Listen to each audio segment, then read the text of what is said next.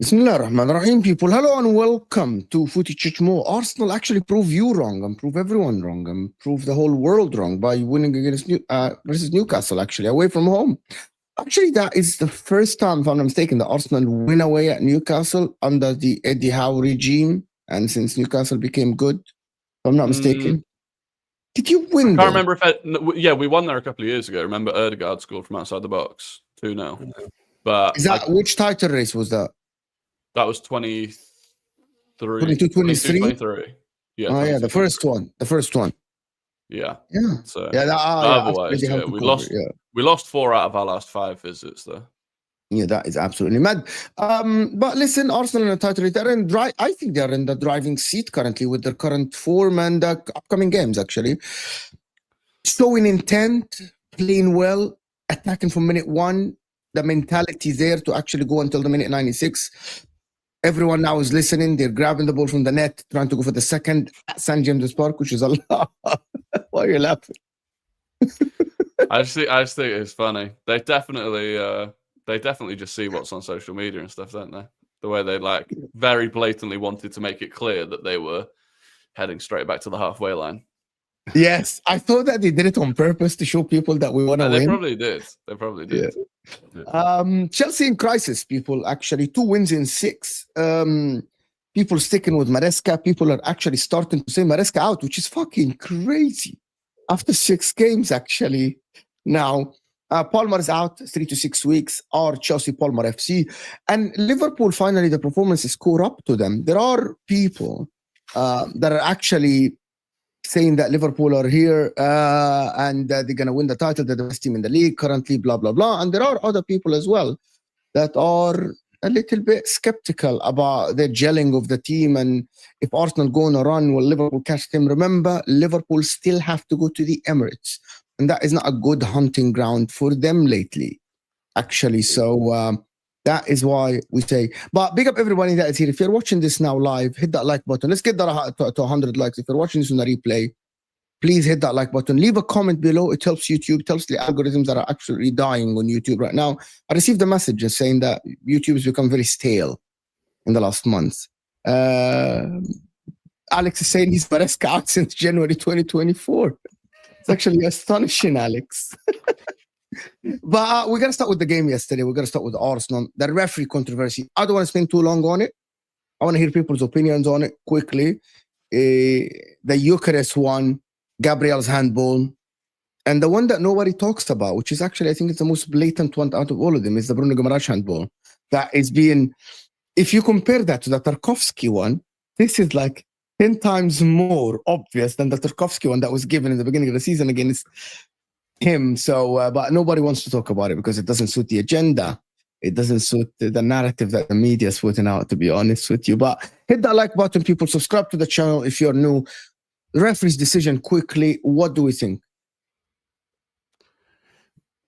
I think it's wrong. The problem I've got is that, like, because of the way that Howard Webb and PJ Moel try and get themselves out of every bad decision they make, it means that you've got examples from previously where, so the João Pedro Saliba one from last year, which I could not believe was a penalty at the time because it was just a clash of heads.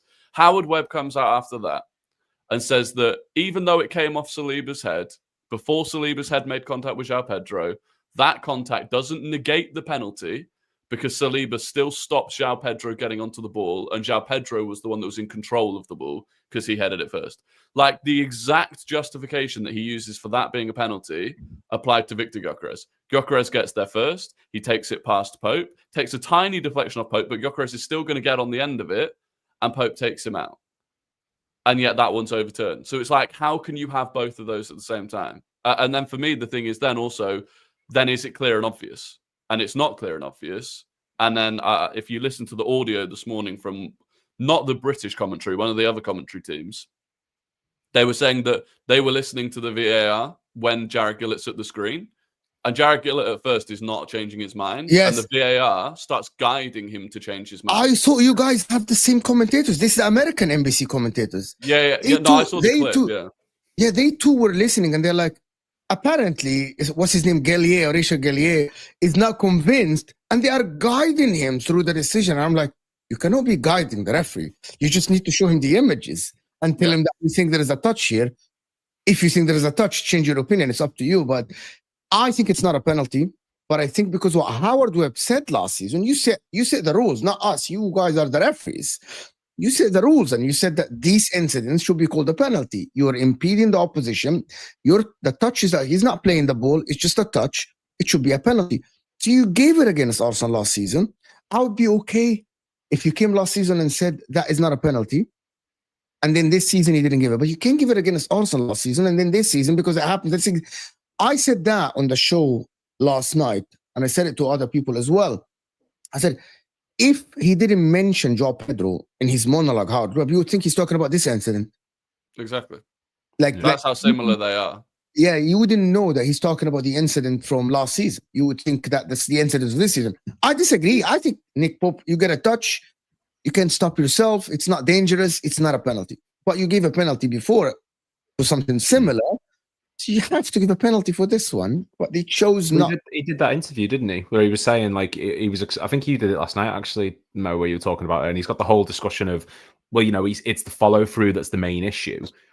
If this is the problem with it, they're so inconsistent with the rules. Like, I don't know if it should have been a penalty or not because I don't know what the rules are nowadays. Like, if it's me, he's touched the ball, he's gone through. It's no different than a defender winning the ball and taking someone out of a slide tackle. It's the exact same thing, but because it's the goalkeeper in the box, everyone's natural assumption is he's touched the player, straight away penalty. But it's just up in the air. The Gabriel one for me is kind of strange as well, like, because his hand is up, but it touches his foot, so it's not a penalty. So why it's taking that long to be discussed if you saw it touch his foot? And why the media are pushing the narrative it's a penalty? Like, what if this happens against your team and it touches your player's foot and it ricochets to your hand? It's not a penalty. That's the law. Ask them to change the law. That's not Europe. In Europe, it's different. In the Premier League, they said that. And also proximity is a very simple thing. A foot away. Yeah, I think like that one, there's the one still image from like behind where it looks bad, right? Because his arm is up and it's hitting his arm. But when you go back and watch it in full time, I mean, in real time, I didn't even realize it had hit his arm at all, let alone in that position. I just think like it comes off Gabriel. The referee has no option. Like the laws of the game are now that if it deflects off the defender into their own arm, no matter where their arm is, it cannot be a penalty. So there's no like there's not even any wriggle room on that. That's not even like interpretation of the law. That's factually the law. So it can't be a penalty. like I can understand from the still image why it looks like one, but that's I don't know. There's no, it's just the way it is. Yeah, I don't And the Bruno understand G this. one, like you said, the Bruno G one, his arms That's away the most from his clear body. one. That's the clearest one for me. And they've erased And it al- as if it never even happened, by the way. I've watched And also all of that the one- highlight. Sorry, my God. No, go on. It's so like that one as well, the Gabriel one that everyone's fussing about. It's people are saying, well, his arms are in an unnatural position. If you're committing to that tackle, you can't have your arms by your side. It's going to be in the air, and it's literally like as close to the player as it possibly can be. So, yeah, his arms up, but he's got no time to get it down to get it out of the way, and he's not going to slide in with his arms glued to his side. So it's a natural position. Yeah, but and again, this is where as well the terminology and the way the rules are written, because it keeps changing. You know, back in Mad, it was called ball to hand, right? From that close, you'd call that ball to hand. That's not a thing, hasn't been for years. Then they started calling it natural position, right? If the arm's in a natural position. Then yesterday, watching the Fulham Aston Villa game, Matty Cash handballs it, right? That wasn't given. They didn't call it a natural position. They said Matty Cash's arm is in a justifiable position. Well, that's different to natural now. That's a different word, isn't it? Right. So is Gabriel's arm in a justifiable position? Well, he could say, yeah, I'm flinging myself into a tackle. One of my arms is away from my body for balance, whatever. It's justifiable. But again, this is why, as football fans, we get so confused, and it makes the game worse to watch. And then, of course, you know, when you've got Dermot Gallagher coming out on his stupid show and Howard Webb coming out on his stupid show, trying to justify the injustifiable, it just makes it all even worse. Same as the Sanchez one. Okay, if you didn't send off Sanchez for dangerous play, if you sent him for clear goals, but he touched the ball. So by the definition, that's not a foul. Sanchez should have been off. Actually, what you guys thought on that, because for me, I think that Sanchez moment is a foul. I do think it is a foul, but then by the rules of the law, it actually isn't a foul if the Nick Pope one isn't either. Well, yeah. I mean, that's their interpretation. We think it's a foul. Okay, yeah, we do. do. Interpretation. How does it change 1 week to another? But that's the whole point of the PGM rules. So Dermot Gallagher this morning, right? Bear in mind, so Jared Gillett said that all that mattered was the touch on the ball. When he did his in-stadium announcement, he said there was a touch on the ball. That was the justification. Yeah. Dermot Gallagher this morning is then changing that. So now it's not just that there was a touch on the ball, it's that when Gyökeres makes contact with Pope, Pope's foot is planted. And the difference between that and the Sanchez one is that Sanchez was moving forward. Right, okay. But Gyökeres doesn't make contact with Pope's foot. He makes contact with Pope's knee. And Pope's knee is still moving forwards and outwards, blocking his path. So Jay Boothroyd on the show basically schooled him and was like, you're chatting absolute shit, to be honest with you.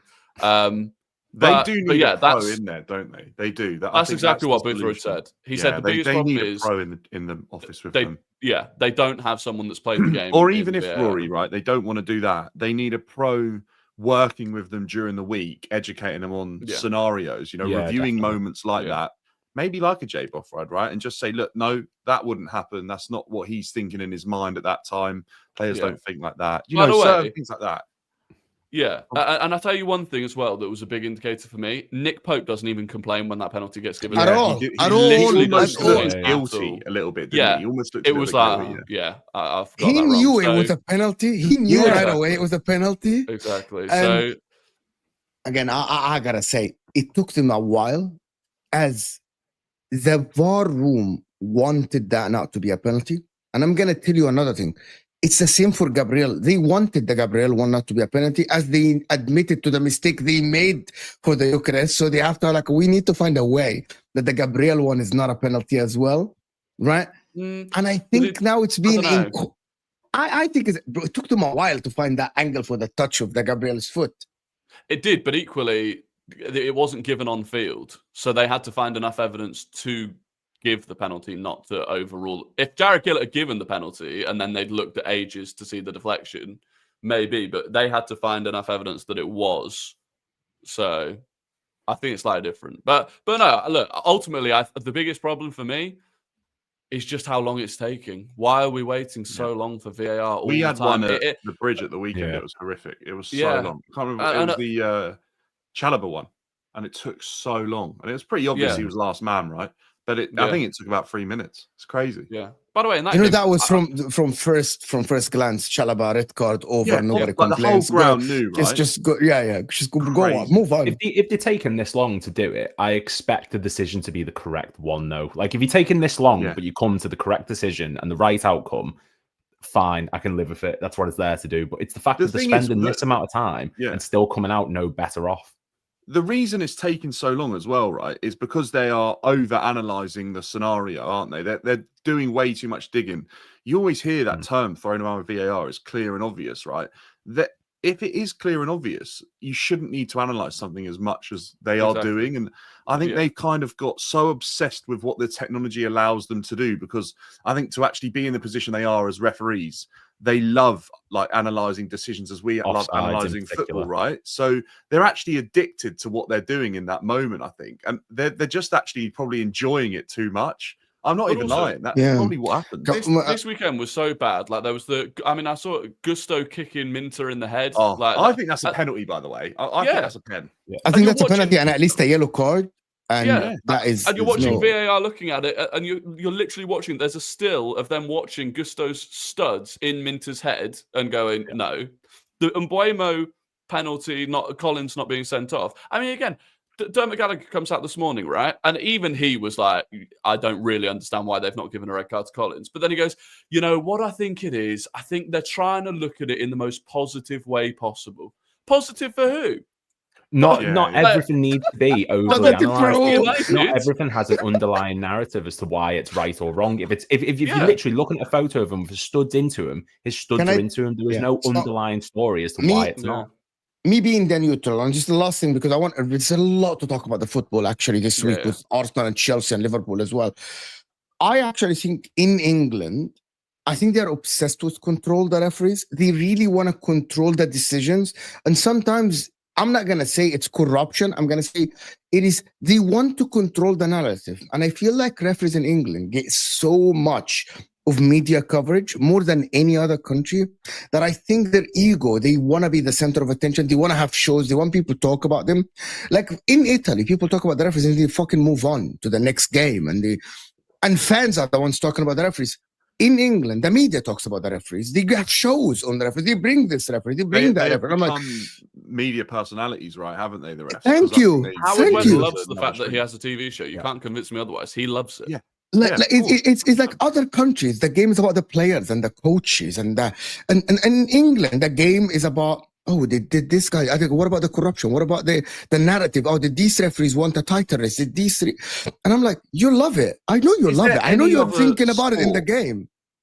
Or football like league that has that with referees. Like, do they have that in?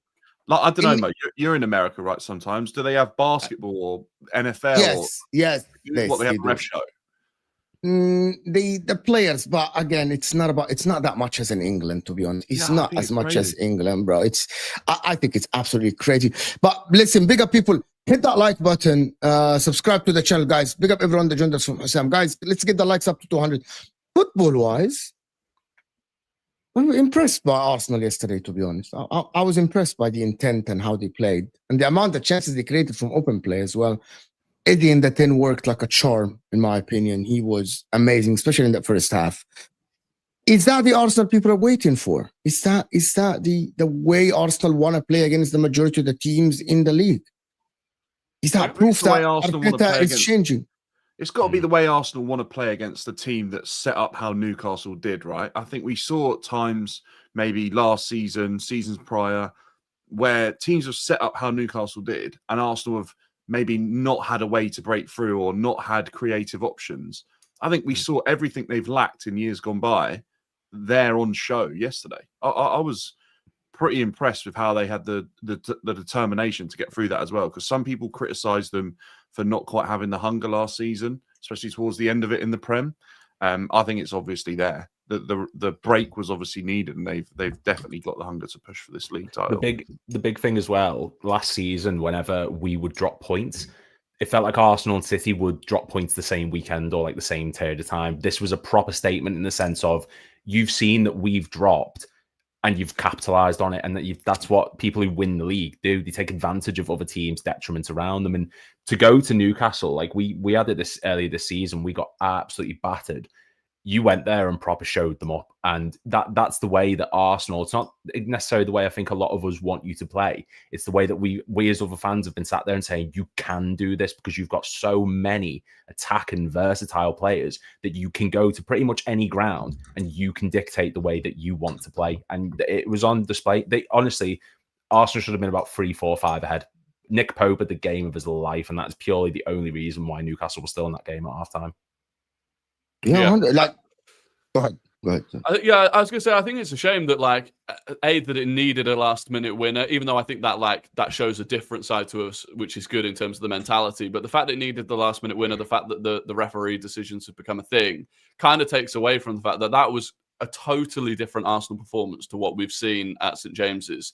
And Arteta's learned, and this is what I keep saying, Arteta is still learning on the job. I know he's been at Arsenal for a while now, but it is still his first job. And previously, we've set up against Newcastle and we've tried to go toe-to-toe physically with them, right? Arteta's looking at them, super physical, I'll match it. And you don't need to. And Barcelona were the case study for that. Turn up, back yourselves to outplay them because you are better footballers. And I thought not only Eze in the 10, but Trossard on the left wing as well.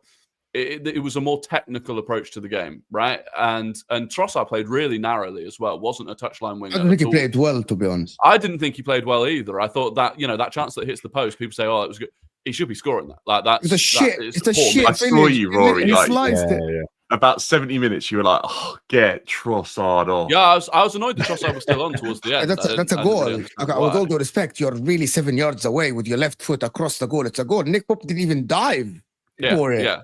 But tactically, I liked the fact that he was playing with Eze, and I think moving forwards, what I want to see now is Eze was allowed to play as a 10, not as an 8, not as a right-sided 8 that supplements Saka.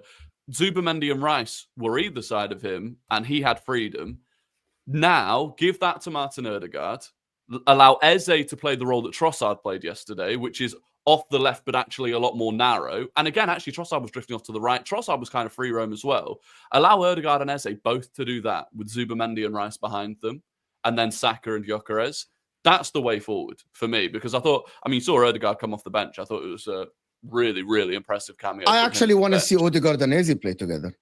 Yeah, but that's what I'm saying. Play both of them. But with two, not on two the behind left. them. No, one Rory, behind them.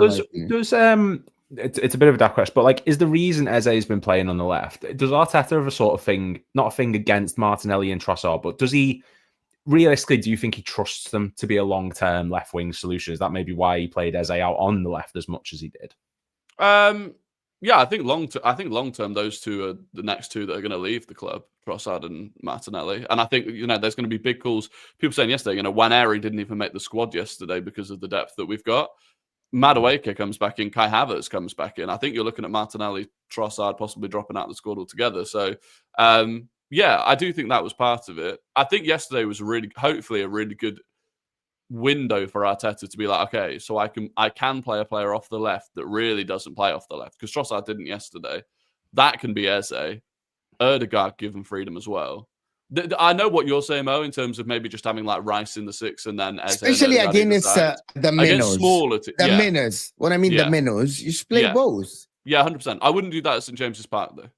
Yeah. But my point about it, Newcastle away every game, but you play Fulham, you play Brentford, you play Leeds. No, I agree. You play this and just play Eze and Odegaard, in my opinion, because bro, Eze is good and he has something different than Odegaard. He's like shoot on sight, be direct, try to dribble, make things happen. It's not like keep it ticking. So I like it. He's one of my favorite players in the Prem, actually, even before he joined Arsenal. I actually 2 years ago wanted him to join Pep's team so I can watch him play under a proper manager in a title race. You're looking at him and you're looking at how Arsenal play, and I'm like, it's good. The question is Saka, to be honest, looks slower and he's coming back from injury. Is he cautious, Saka, a little bit? Yeah, I think he's cautious. You can tell at times when he's sprinting, he's not opening up the taps fully, which is understandable. It was the same with, I was watching it back, when we conceded to Haaland last week, Gabriel at no point actually sprints. And again, because he ripped his hamstring doing exactly that against Adama Traore.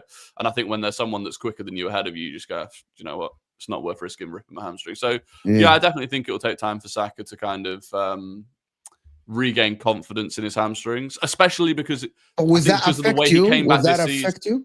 Will that slightly? affect But I didn't think he had. I thought he had quite a good game yesterday. To be honest, I thought he had an okay game. It was not the Trossard chance. I think the build-up play from him in that was really good. But no, it'll take time, and you know he's got a period now though without Madueke, where as long as he can stay fit, I think and the games are fairly straightforward. I think he's got a good run now to properly build himself back up. Hopefully, are Arsenal in the driving seat, people? Are Arsenal in the driving seat? No, we're not. We're not even top of the league. I think you've got the thing for Arsenal is you're playing well, and I think that's a big, like the Forest game. I understand that it's Ange come in and it's been a big change, but you've picked up the win at St James's Park where you should have won more. Your results are positive. You're doing well in Europe, whereas no matter what competition we seem to be in, we are scrambling to get points, and we saw that drop against Palace. Arsenal have the momentum in the sense of you're behind us, but you're only narrowly behind us. And in terms of the fixtures coming up, you look at Arsenal's that they've got coming up, and you've got like West Ham, Fulham, Palace, Brighton, like not easy, but compared to us, where we've got Chelsea, we've got United, we've got Brentford, we've got Villa, like they're games that notoriously in the past, doesn't matter the situation, we can drop points there. And I'm not saying it as it's all doom and gloom, but the way in which we've played so far, I wouldn't be fully confident in us picking up points on every single one of those games. Whereas Arsenal, bar the game against us, you've pretty much went to every match and you've done something or got a result or like asserted yourself, like City, like Newcastle. So in terms of the momentum and the depth you've got to be able to rotate, like we lost Ekitike, our backup striker, to Isak, and suddenly it's like, well, who do we put in? We're going to have to throw Chiesa up there. Your thing then was you were saying Saka, you know, he's working his way up to fitness. You wouldn't have even noticed because of the quality of depth you've got around you to be able to rotate against no matter what team you're playing. So there's a real chance for Arsenal to springboard from this result, feel galvanized, and push on compared to us. Like how the conversation changed within 1 week is actually astonishing to me.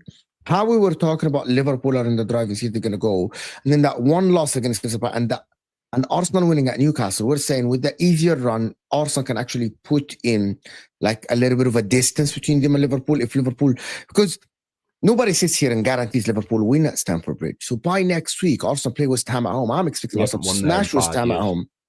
Exactly. I'm expecting Arsenal to smash West Ham. Arsenal are going to be top of the table by then. And then Man United for Liverpool, which is always a tricky fixture, right?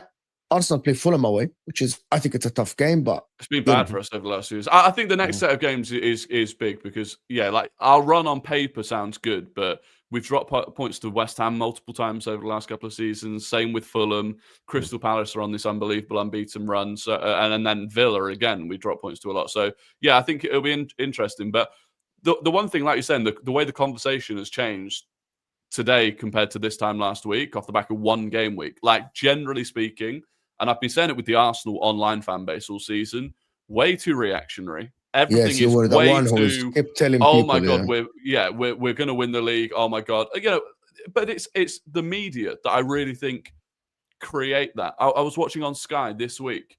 If Arsenal lose to Newcastle, is the title race over? We're 6 games into the season, and then suddenly 1 game week later, are Arsenal in the driving seat? Like. Yeah, Les Ferdinand is saying that I don't see any weaknesses. Gary Neville say I completely changed my opinion. I think they are up with Liverpool. And what's his name? Redknapp guy changed his tone completely after 1 game. You're like, okay. And by the way, it's complete results-based analysis because now it's all Arsenal took the handbrake off, etc., etc. Arsenal bought on yesterday whilst we were losing Mikel Merino. And everyone's going, oh my God, they're chasing a win. They bring on Mikel Merino. He scores the goal, and then suddenly it's handbrakes off. They're like, if we had not won yesterday, they'd all be going, oh my God, why did Arteta bring on Mikel Merino when they were chasing a goal? Brought on Mikel Merino, took off Bukayo Saka. What was he doing? Like, but because we won and Mikel Merino scored, there's none of that conversation. It's But Rory, I think if you look at that decision, like when I saw that happen, I didn't think, oh, I don't know why you'd bring him on. I feel like Merino is so capable of getting you a goal in those moments that Yeah, I can no, it makes understand sense. why Arteta would want him on the pitch. Like, whether or not you ended up winning or not, I wouldn't have actually been against Arteta making that substitution. No, I was on a watch along, and I might fish the clip out because it would be good. But someone was complaining in the chat about us bringing on Mikel Merino. Arteta's costing us, blah blah blah blah. And I said, we're entering the final 20 minutes. We're obviously going to have to start going longer. We're obviously going to start having to put the ball into the box more because we're not really breaking through this team. Mikel Merino is a moments player that's great in the air, and it worked. So and also I think we sacrificed Calafiori for it. So we were sacrificing a defender to make that move anyway. Yeah. So yeah, and I said this morning, like we've had a substitute come on and score in our last 4 games now, which I think is. But also, I want to say really something. good. Allah al-Azim, and this is not me saying anything, and I'm swearing, right, in Arabic, and I'm gonna tell you, I swear, guys. I swear to God, the approach to Man City was very similar to the approach to the Newcastle. It was. I swear to God, if you watch the game, and if you don't want to banter, and if you want to just analyze how Arsenal played, minute 1 against Man City, Arsenal press. The only thing that changes one person, Mikel Merino, who Arteta at that time thought that he would suit the game against Man City. Against Newcastle, it's easy. I swear to God, if you watch the positioning, where the players are, how Arsenal were pressing after they lost the ball, it's the same exact approach. Like, it didn't change. It's just you want to, like, I feel like some people you just want to say it. You really sit there and say that Arteta was defense. Like, until this moment, you're watching the Man City game. If you go and watch it again, yes, that choice of Mikel Merino looks like physical or whatever, but Mikel Merino was taking the same exact positions as a Berechi Eze against Newcastle. And on paper, Man City are a tough team to play. Mikel Merino was playing right next to you, Chris, pressing right next to you, Chris, as he was doing the same. If one person changes your opinion about how manager approaches games, football is not for you. I'm sorry, because at the end, Mikel Merino, as we saw yesterday, is someone who isn't a DM, as people say. I don't like Mikel Merino as the attacking mid. I don't know what Mikel Merino does on the pitch, to be honest, other than getting at the end of crosses. But the approach is the same. Like, and it was very, and it's Gary Neville, you should be sorry guys, I'm going on a monologue here. But Gary Neville, I was watching Gary Neville yesterday, and he's like, yeah, I changed my tone from yesterday. Well, let me tell you. So if Arne Slot takes out Wirtz and puts Szoboszlai and play the same way, that's him thinking that Szoboszlai suits that game more. He did that against Crystal Palace. Yes, exactly. We can criticize the decision or not about do we think Szoboszlai suits the game, but we're not going to criticize the approach to the game. The way, if Arteta go to Man City and then he's recovering, everyone behind the ball, let's defend with Mikel Merino, you can say that. If Arne Slot does this with Szoboszlai, you can say this, right? But the approach looked exactly the same against Newcastle versus Man City, and both Arsenal conceded first, but they were lucky to get 2 goals against Newcastle, and they were unlucky to get 1 goal against Man City, right? Yeah. Nick Pope had a great game. Donnarumma had a great game, but you cannot change your that analysis. The result-based analysis is so apparent in these 2 games. It's so apparent that it's all about the narrative. It's all about what you want to say to the media, right? Rather than looking at the game and see how a manager play. Sorry for the monologue, guys, but I just wanted to say this because. The great example is, again, if you look at then Liverpool this weekend, so Ekitike can't play, but he moves Wirtz to the left, plays Szoboszlai in the 10, which is more defensive. That's a player that's played at right back. More defensive on paper, Rory, because Szoboszlai was taking, but not actually. It hasn't really changed the way that they approach the game. It's just more defensive on paper. And then at the end of the game, it's 1-1. They should be chasing the game. Slot comes out after the game criticising his players for trying too hard to go and get a goal. So did Slot put the handbrake on in this game? No, he was just being practical. He understood that away at Crystal Palace, with the way that game had gone, a point would not have been a bad thing.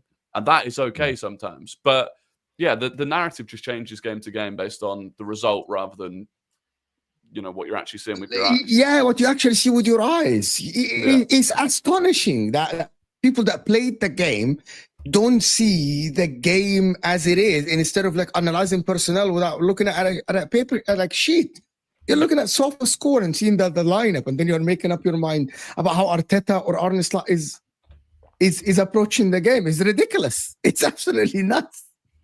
Fans need to learn to watch football with their eyes and not their emotions. Thank you, Mo and Rory. Thank you, Dan and Lewis. I think it's one of the most rational panels I've had, actually, for a while, actually. Yes.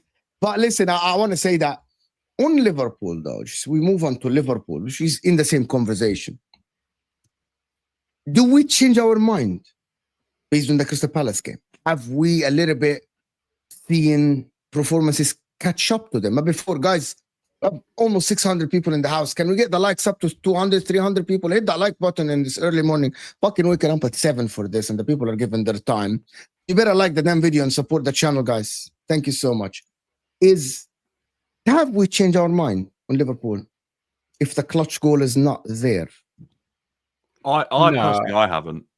It depends where your mind was before the game. Exactly. That's why I'm asking. What was your mind before? Then I still think Liverpool are capable. The question, Mo, you're getting to is: are Liverpool going to win the league with this form? Like, is it sustainable where they're not playing great and they've been getting results, and then obviously there's a hiccup against Palace? I think they are, and I also don't think that this form will be the narrative throughout the whole season. I think it'll be that the form at the season wasn't great, but it eventually clicked and they got going. That's how I think it will go, to be honest with you. Yeah. That's why, by the way, that's why I'm asking. See, that's why it's called a question. I'm a host.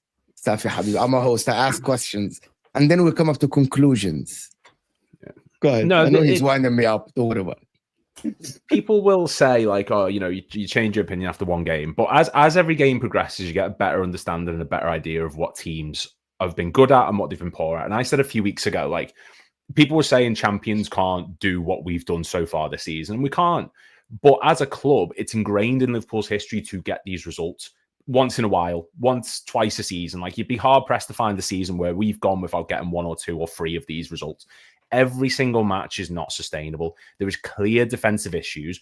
The way against Palace, who this season, I think they've got like the 18th in terms of tackles and they're attacking third, but they're like 7th highest for tackles in their defensive third. They are a counter-attacking transition team. And the sides that we have struggled against the most have been sides that hit us on the break. Bournemouth absolutely battered us at Anfield. Newcastle was another game.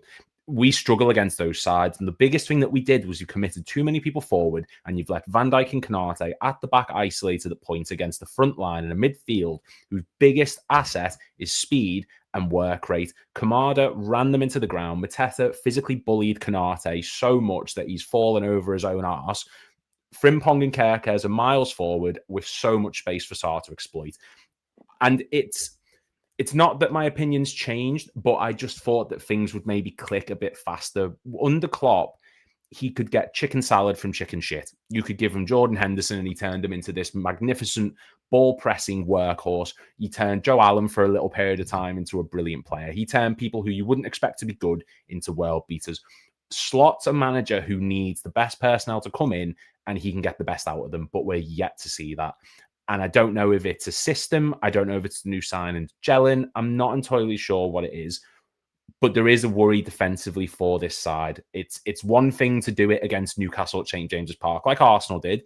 There's another thing to do against Arsenal, for example, in a side that's competing with us for the title.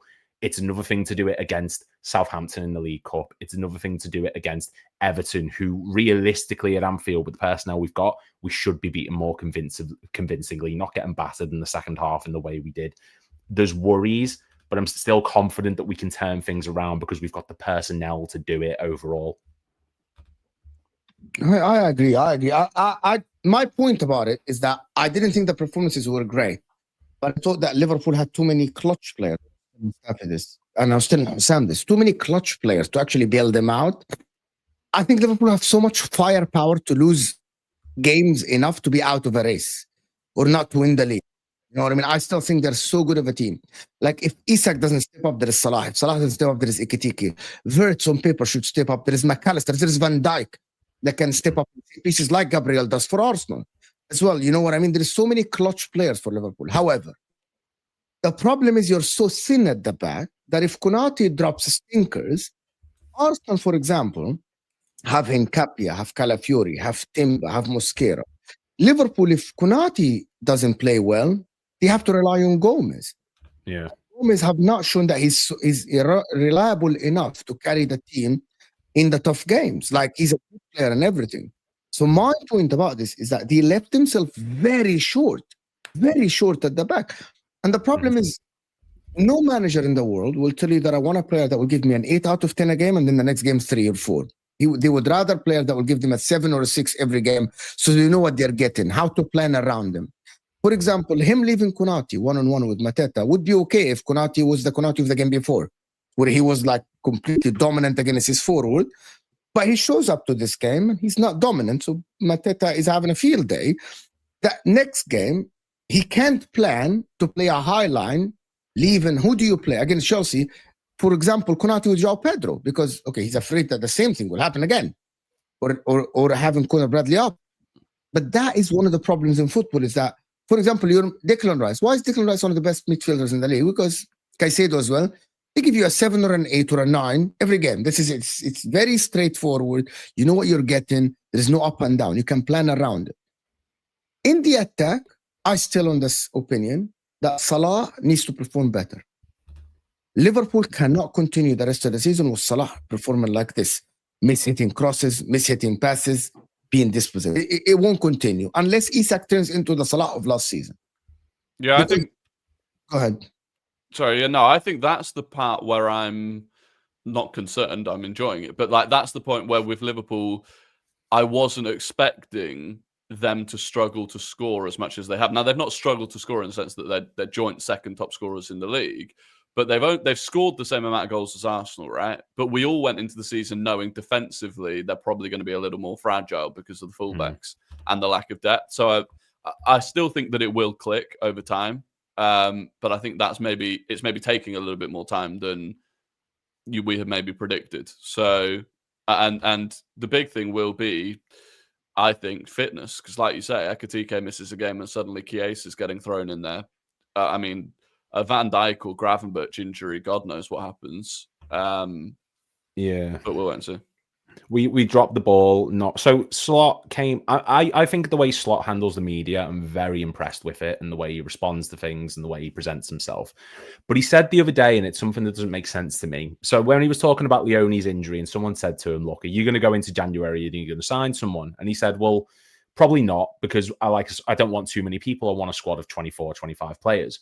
Yet we were trying to sign Gahey on deadline day after we'd signed Leone. So I can't understand the logic on it, because like you said there, Konate, he was awful in the first 2 matches. I thought he was great against Arsenal. I thought he was great against Burnley in patches, and I thought he was good against Atletico. The problem now is he was so poor against Palace. You can't drop him because your only backup is Gomez, who was awful against Southampton. And behind him, it's Wataru Endo, who's a midfield and makeshift centre-back. There's no depth there. We don't have the privilege of going, right, Gahey and Konate out. And it's a real issue. And Salah this season has been... Look, last year, I don't think anyone thought Salah was going to have the season he did. No one thought he was going to produce like a campaign that's rivaling the best statistically in Premier League history. But this season, everyone knows it. You stick 2 players on him, there's nothing he can do. He will find a pass to someone, he'll put a ball into the box, which is brilliant, but he's not being able to get on the end of products other than when we played Atletico Madrid, where he had free space to work with. And that's because he's playing a side that isn't Premier League regimented, who maybe don't understand fully how to handle him. Every other team has been able to essentially mark him out of games. Arsenal did it. Newcastle did it.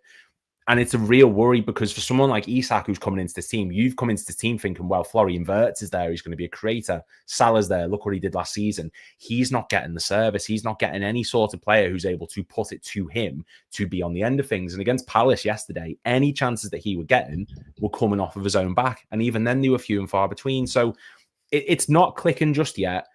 We're still waiting for things to gel in midfield, the way the interchanges, Szoboszlai going forward, Gravenberch dropping back. They like to switch. That works brilliantly. But there's still something yet to click. And whether it's bringing in too many signings, whether it's Salah's dropping form, what have you, there are concerns around this squad. But I just think in the long run, this isn't a season, like I've said before, where you go back to 2013-14 as an example. You lose Suarez, you lose Sturridge, your backup is Iago Aspas, or you go back a couple of years ago where you take Salah or Mane out of that team and your backups are Xherdan Shaqiri, Divock Origi, no disrespect to them. we've got depth, we've got options. And I think that no matter how long it's going to take us, eventually this will click. But we can't have it at a point where we built up last season, we built up a gap so we could lose these occasional games like Fulham, like Forest. We don't have that at this point this season. And already we're starting to get to that stage like we did last season where we just look devoid of options and chances and we just can't figure out how to beat teams. So there is a worry there that Arsenal can capitalise in the same way that we did last season. Yeah, I'm looking at Liverpool and I'm thinking there won't be big problems for Liverpool, but the problem is if Arsenal go on runs, if City catch up, and now it's a 3-horse race. Are these players focused enough? It comes December, Konati's contract is going to come up. Is he going to continue?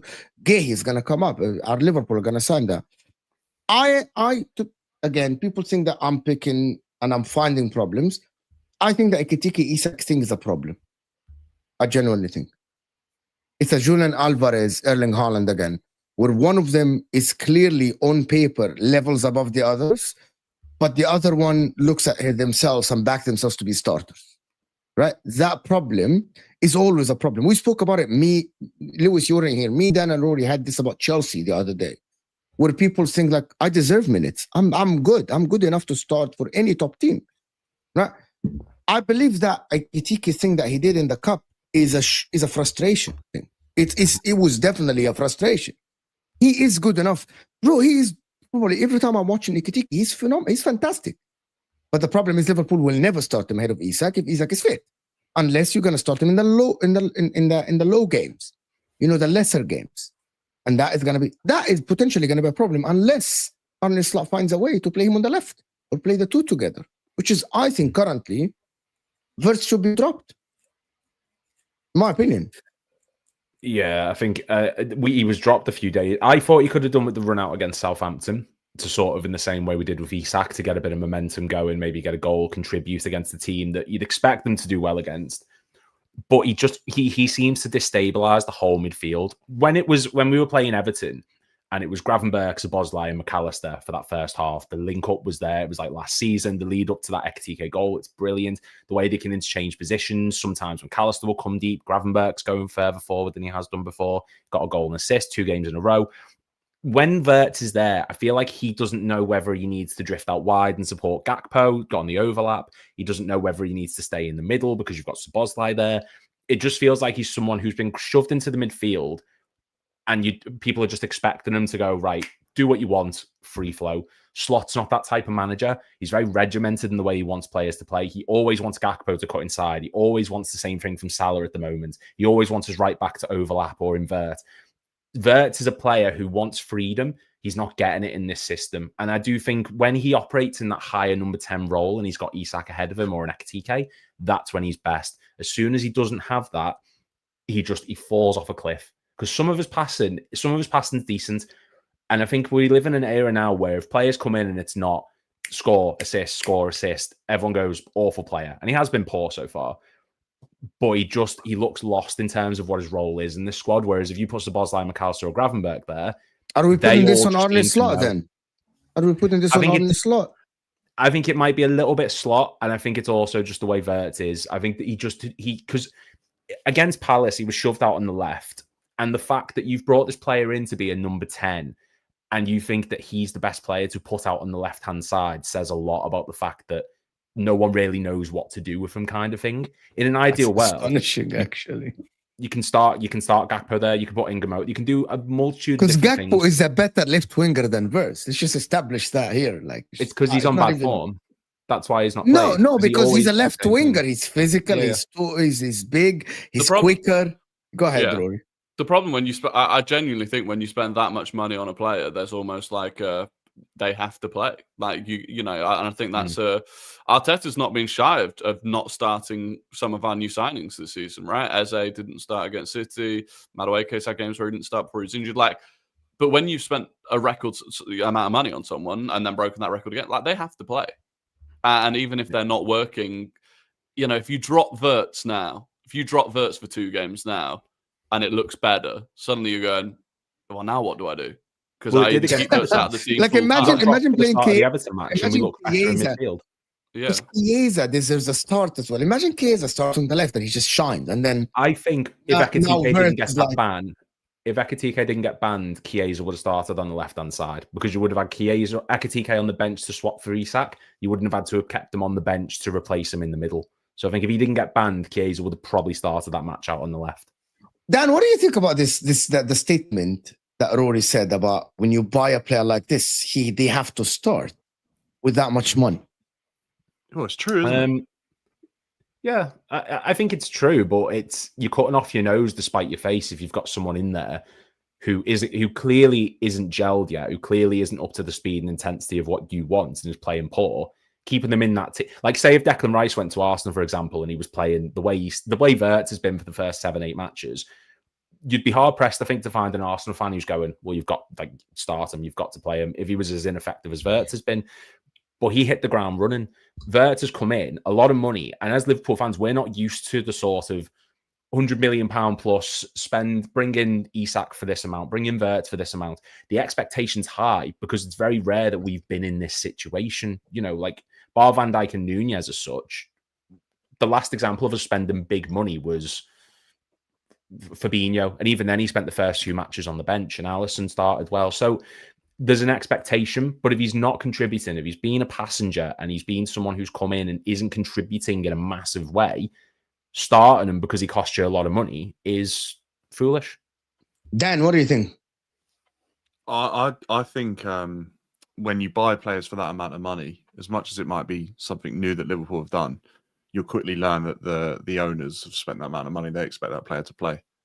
Yeah. And I think that's what happens when that money's spent. And I think that's why, as much as players might not gel as quickly as they want them to for that price tag, there'll be an insistence from the board for that player to play because it's a very, very expensive asset that they need to see developing and learning. And you know what? They'll be pretty harsh with it as well and say he's going to play and he's got to do better. And they'll probably have words with the player and sort of ask what's going on as well if they feel that they need to. I've been disappointed with that. I feel like he's a better player than what we've seen, whether he's adapting to the Premier League or not, or he doesn't quite have the level of freedom. I thought I'd see a little bit more than what we have. I think he has a lot of freedom. I think he's just slower for the league. I think he needs to be faster on decision making. Yeah, he should have scored against Palace. Like that, there's no excuse for that one. Like he just has to score that. That's just down to. But you know what, right? You can say you should have scored that, but I think overall, as a fan of the league, and most other people have heard speaking about it, it's not necessarily the criticism isn't coming about him failing to score goals. I think it's just the stuff we've seen that would be pretty expected of a guy that costs that amount of money or comes with that reputation. We've not seen him anywhere near that level, even when it comes to. Can I before Rory comes in? Can I say something that's my thing? I'm not sure the people that watch me don't know. If you are spending that money, I'm not expecting a guy that keeps it ticking. I'm expecting off my seat, couple of moments every game, difference maker, carry the team, stuff. Yeah. If Eddie can do that, Wirtz, and the problem is, sorry, Rory, he has the capability to do it. We know that he has the talent. So go ahead. No, yeah, I think that's the point. I don't even think it's about the goals. Obviously, there's the 007 people that would be making a big deal. But I think it's, Madueke hasn't scored for Arsenal yet, but people have been raving about him because you're watching a player that is very clearly having a direct impact on the game. And with Wirtz, I just don't think you're massively getting that. Don't get me wrong. There have been, little moments of nice, intricate play, a couple of, drops of the shoulder. But for what you've spent, I just think there's a little bit of a, like Mo said, you're not getting off your seat watching him play. Yeah, we were expecting someone who was going to sort of unlock this attack. Like the way Salah's been so far, there shouldn't be a reason for him not to be getting more creative service from Wirtz, given how when you've got a player like him who's being isolated on the far right side with two players on him, with space behind to still work with, that should be where Wirtz is putting passes through to him. And like I said, if I wanted someone who could do intricate, short pass and range, I'd have kept Harvey Elliott. I want someone who's going to actually utilize his skill set to unlock defense. That's what he was doing for Bayer Leverkusen. There's a reason he won the Bundesliga Player of the Season for 2 seasons in a row. There's a reason why he won Man of the Match 6 times in the Champions League last season, because he is a creative player. And I think when he's against European outfits, that's when we're going to see him shine. And I know he keeps saying that he's struggling to adapt to the Premier League, but there's only so long that you can use that as a sort of, well, you know, because when is it going to click for him? It's not like he's being told you're starting in a false nine position, something you've never done before, something you've never played as really as a player. Make it work. This is someone who's playing as a number 10, who is not being able to play as a number 10 because he's been incapable so far and is getting shoved out to the left because the position he's meant to be in, he's not producing anything. So I'm not giving up on him, but far from it. Like, he'll come good, of course he will, but I just want a bit more from him. Let me do the super chat. Hit that like button, people. Come on, hit that like button. Thank you, Luke, for reminding everyone. Get these likes up, guys. The like button is simply, it looks like a thumbs up if you don't know where it is. Hit that like button, people. The season shows the bias in fans and officials last year. All the fans are biased, guys. All the fans are biased. We're tribal. People have their agendas and people have their alliances. It's as simple as that, D-King. There is really a big question when it comes to attack with Arteta and Arsenal, even with Gyökeres, Izzy, Saka being there. Arsenal are still heavily reliant on set pieces, which isn't sustainable to win the Premier League. I'm going to let Rory respond to this. Yes and no. I mean, you say it's not sustainable to win the Premier League, but there's no reason that it shouldn't be. Like, with the rate that we scored them at, why not continue to score them at that rate? But also, I mean, yesterday, Eze, fingertip save from Pope, that's an open play attempt. Trossard hits the post, that's open play. Eze, another big save from Pope. Jurdy and Timber with the flick up. Gyökeres wins the penalty.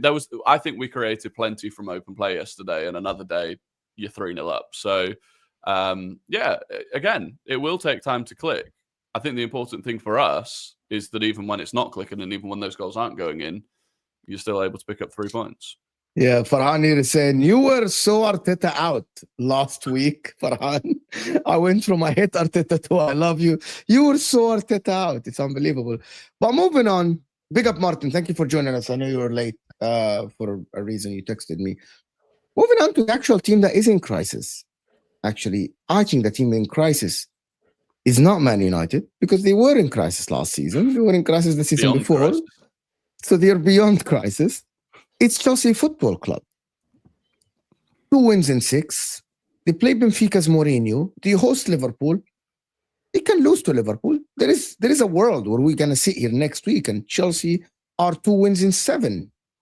Losing at home to Brighton. Losing at home to... Who did you lose to?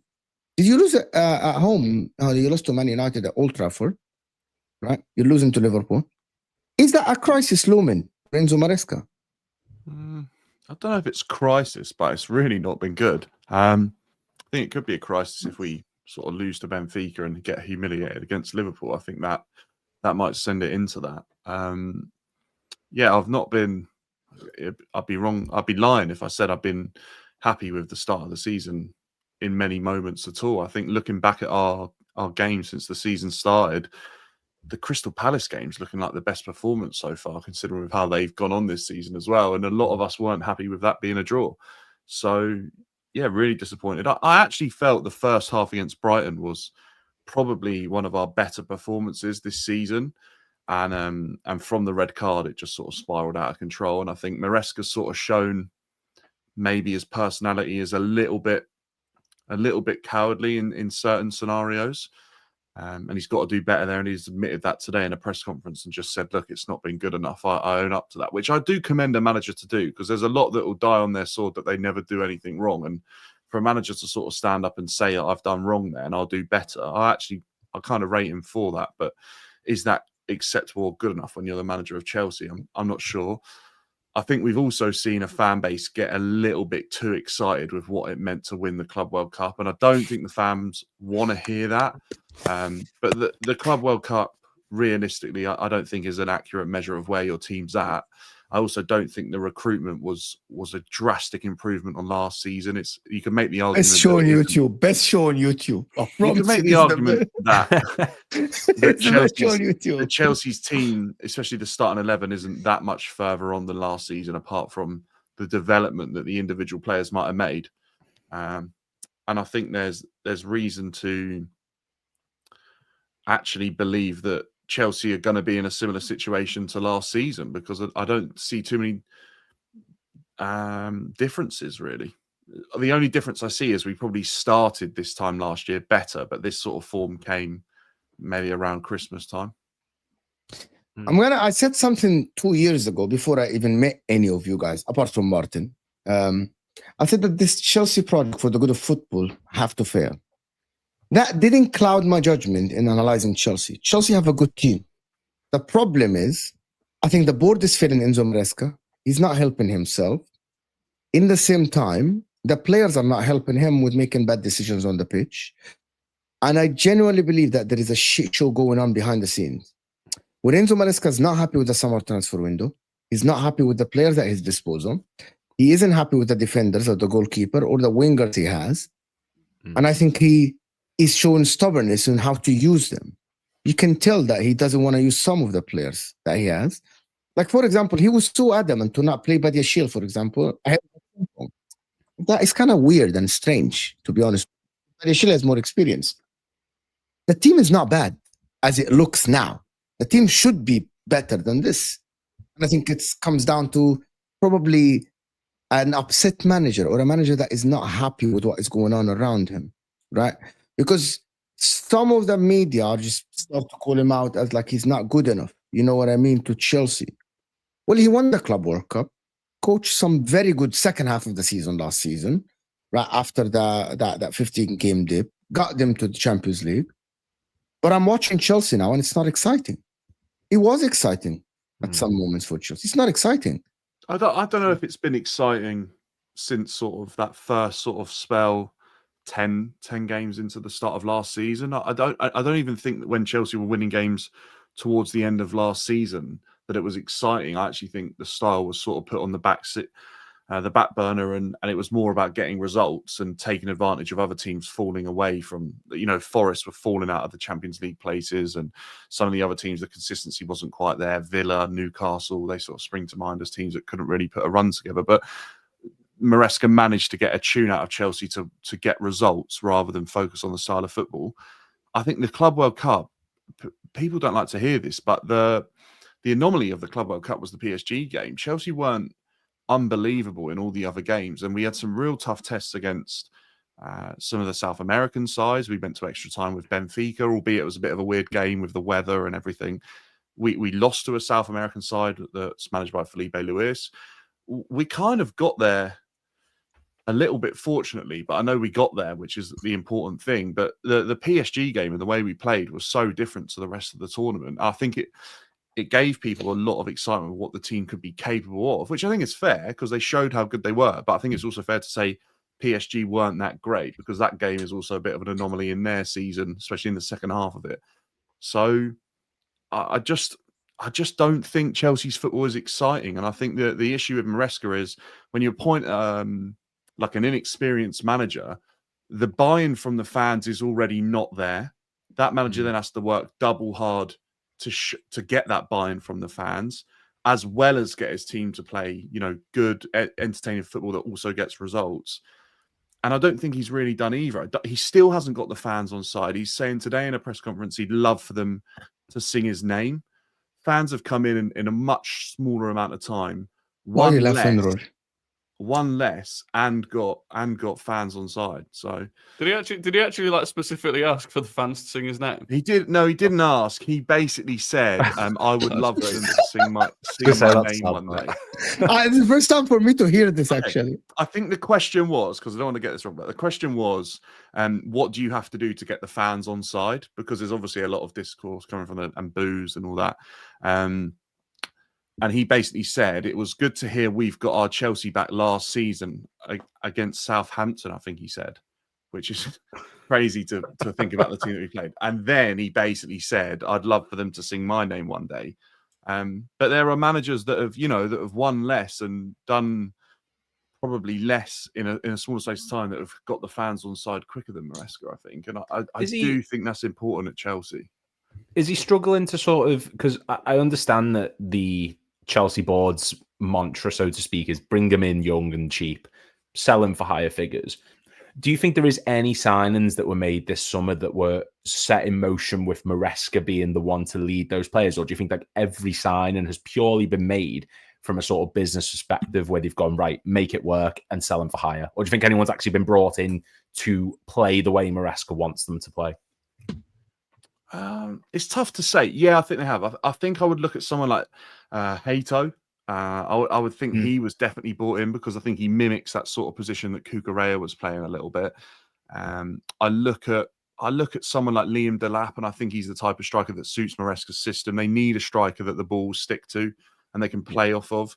I think João Pedro showed that he can sort of be incredibly versatile and be used in a number of positions in that Hertzler system that is similar to what Maresca asks of his players sometimes, although Hertzler, I think, is way more likely to adapt for different scenarios than Maresca. I think Maresca is very rigid and stubborn with his approach and how his team will play. There's probably Dario Usogo. He's not really had much of a chance, but I think he is a mimic of Casado.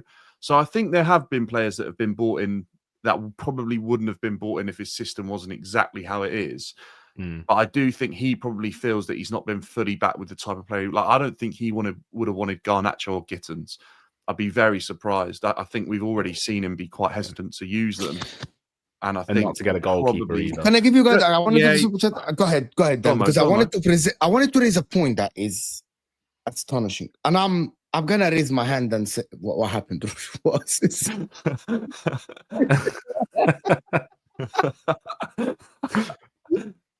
My camera died and then it came back. Mine as well. I want to do the super chat and then raise a couple of points actually. Claude here is saying Chelsea traded the Club World Cup for a preseason and possibly a top 4 spot in the Prem. It's purely tired players wait for the injuries. I don't think that they've already got the injuries. By the way, they've already got the injuries. We got a big injury list. Why you disagree, Rory, with this? Well, to be honest, I thought Maresca had been in many ways found out in the Premier League in February, March time. I remember saying on here quite a few times I felt he'd been found out.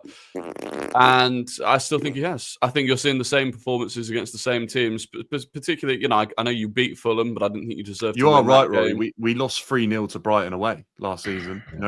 He's dropped points against Brentford before, and he's done that again. He's only hold on. I'm going to push back on this and say something.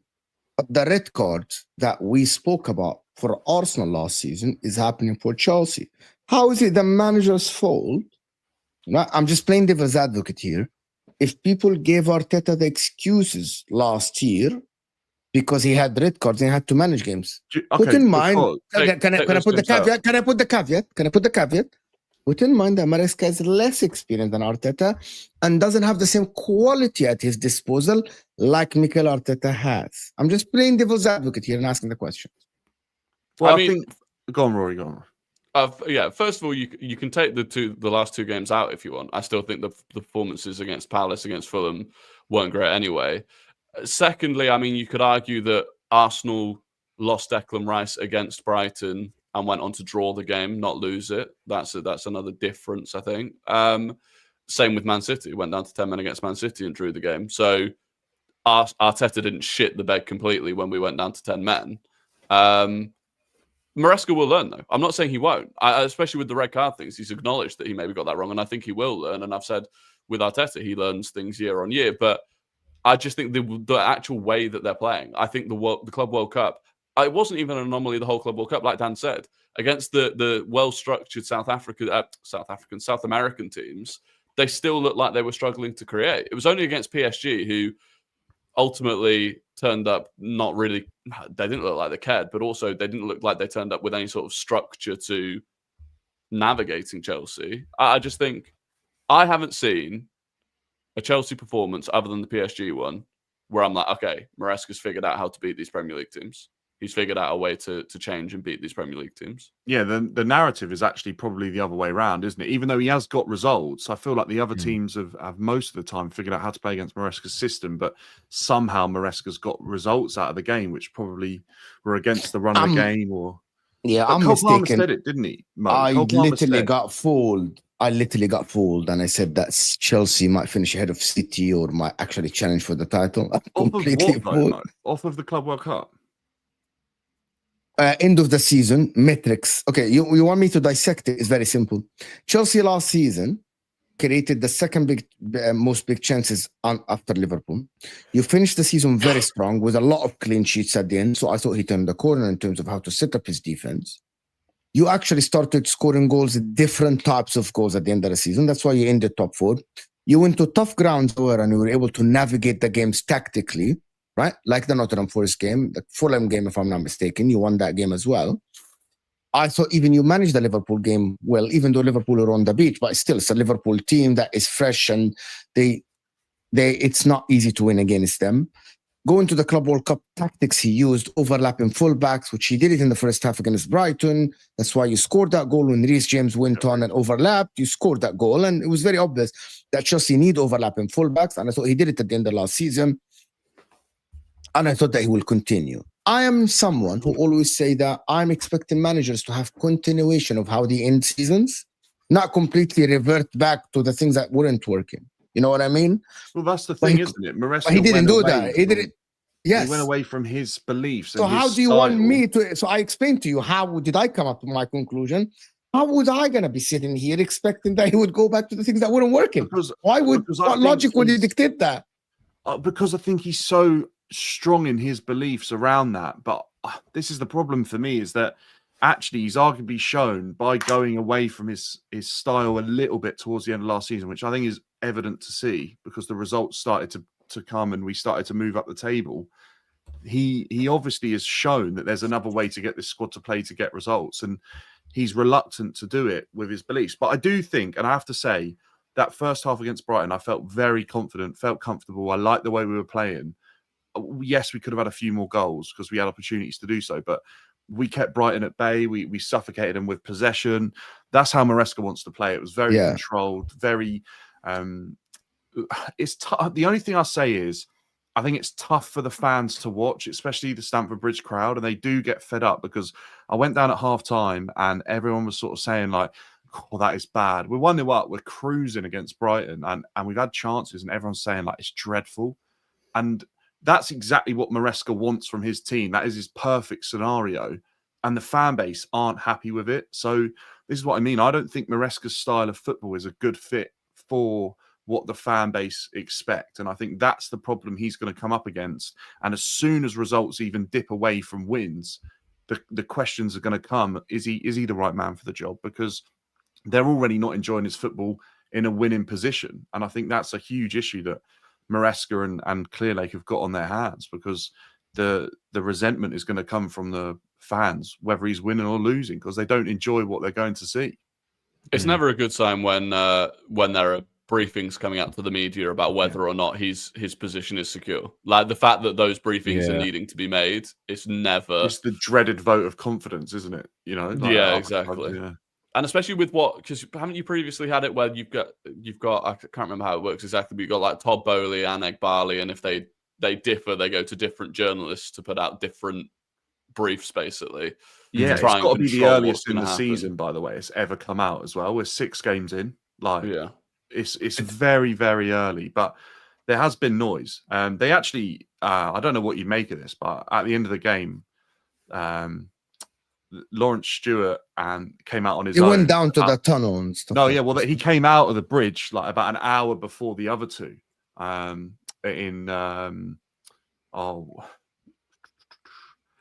Whit Stanley and Sam Jewell came out about an hour after him. So I do wonder whether they have different conversations and speak to different people about certain things. I don't know where their roles are, even though I thought they were doing a very similar role.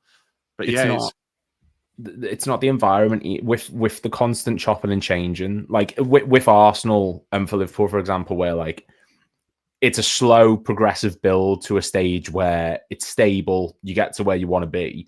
With Chelsea, it's just a constant chop and change and hope that something clicks. So even if Maresca is like a very talented manager and he's someone who could get great things out of players, he doesn't have any sort of constant stability to be able to get the best out of his team, because for all he knows, each one of those lads could be flogged off next summer because a bigger offer comes in, whether he wants to keep them or not. So he's not got a solid foundation to build off of going forward. We'll see with Chelsea, to be honest. Go ahead, because I want to talk. It's going back to Mo's original point that like almost for the good of football, it almost has to fail this Yeah. scenario because I don't actually think it's good for any manager to work in that environment, and especially at a top club that has the demand to win. You know, like if you're working at a team that could be viewed as a selling club, but there's never the demand. Like a Brighton or a Fulham, that's fine. You can do that. It's probably more sustainable to be in that environment that you know players are going to go, but the pressure isn't on to win as much. At Chelsea, obviously, the pressure is on. Maybe if the owners hadn't come into a club that was like, you know, in the hands of Roman Abramovich and the managers and the turnaround and the pressure that was on every single one of them to get results, it would have been easier for them to make that transition. But they've almost arguably picked the worst club to try and transform because the hire and fire mentality.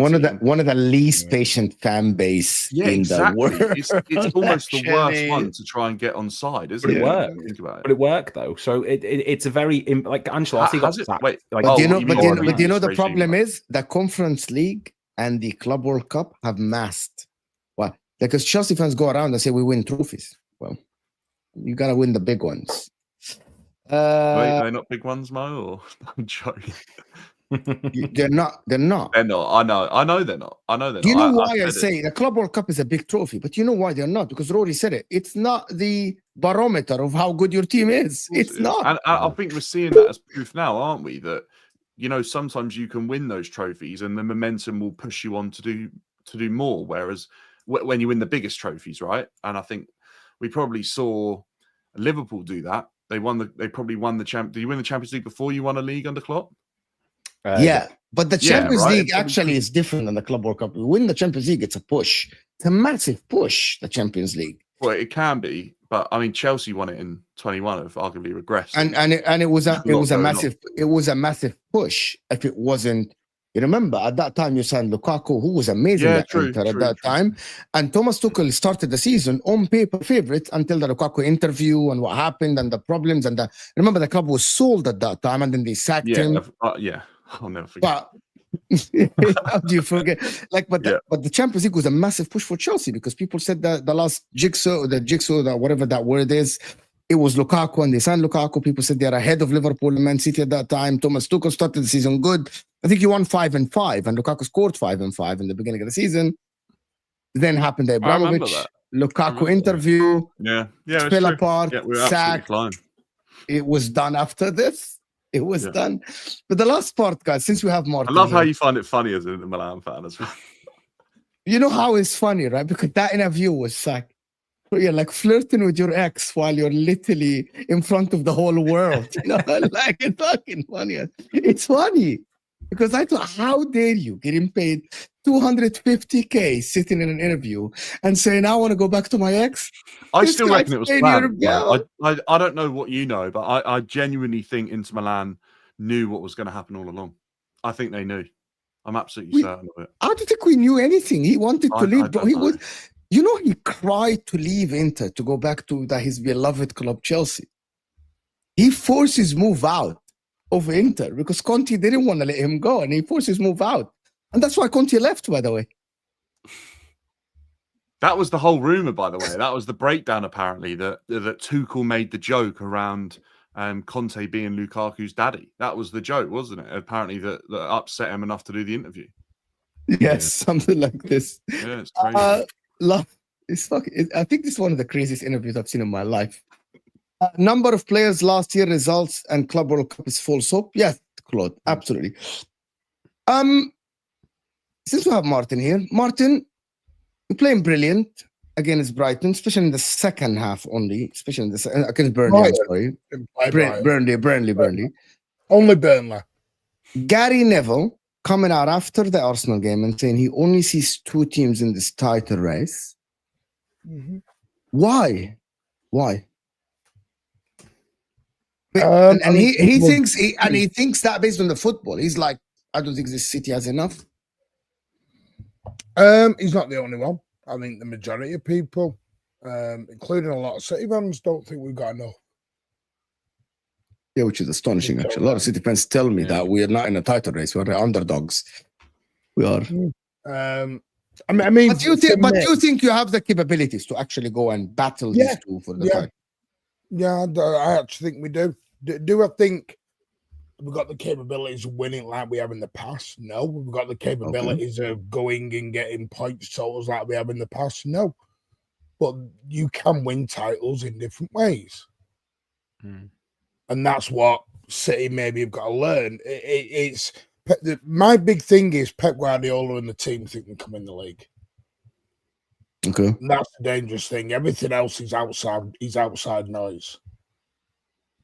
And Pep's talked about it in press conferences a lot of, and he said very sort of sarcastic things. Like Pep was about 5-6 years ago, he'd just go in and he'd give like little cheeky comments to the media, and that spark seems to have been lost over the last even 2 or 3 years, but he does seem to have got it back. And Pep thinks we could have a very special season. Pep thinks, like he said, no one thinks we're going to win anything this year. So why are people underestimating City, Rory? Or, I don't think people rate our squad because we haven't got the so-called list of world top names and class players who can change games. Yeah. Rodri's issues, I think. Was that Rodri's injured? You don't know that? He was saying about his knee, apparently before the match. You see the interview, someone asked him, and Pep Guardiola, and he said that Rodri told him, I can't play. I'm like, my knee's hurting. It's the same knee. He also said he's got pain. Yeah, he said he's got pain in the same knee, which is... Yeah, Pep basically just said, though, like, you can't play if you've got pain. He basically is just precautionary, isn't it? I think it's just... Actually, I don't think you can play when you have pain in your knees. You can play when you have pain in your ankles. That's known in football. People do that. Knee, I don't think anybody plays football with that much pain, especially professional football. Ben White for about 2 years. Knee. Yeah, they just kept injecting his knee for about 2 years. Yeah. But then he took 4 months out. But not after an ACL, though. Not after an ACL. No, not after an ACL. No, he just had some stuff. You can say he did that or something. Like after he hurt his knee, he was getting like injections in his knee and fluid drained out of them like every day or something.